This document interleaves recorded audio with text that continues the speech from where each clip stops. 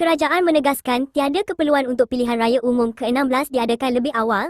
Sebaliknya, pilihan raya itu dijangka dilaksanakan selewat-lewatnya pada hujung tahun depan apabila tempoh penggal pentadbiran semasa berakhir. Jurucakap Kerajaan Madani, Datuk Seri Fahmi Fadzil berkata, parti-parti komponen dalam Kerajaan Perpaduan telah menyatakan komitmen untuk terus menyokong pentadbiran Perdana Menteri, Datuk Seri Anwar Ibrahim sehingga akhir penggal.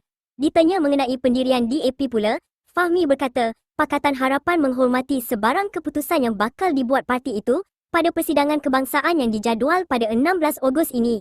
Beliau berkata, pihaknya tidak mahu mendahului keputusan yang akan dibuat oleh perwakilan DAP. Sebaliknya menegaskan komitmen rakan-rakan dalam PH dan Kerajaan Perpaduan adalah untuk meneruskan usaha memperbaiki keadaan negara.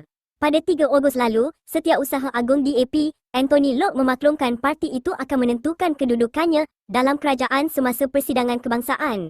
Beliau berkata, satu usul berhubung perkara itu akan dibentangkan kepada perwakilan sebelum diputuskan oleh hampir 4,000 perwakilan yang layak menghadiri persidangan berkenaan.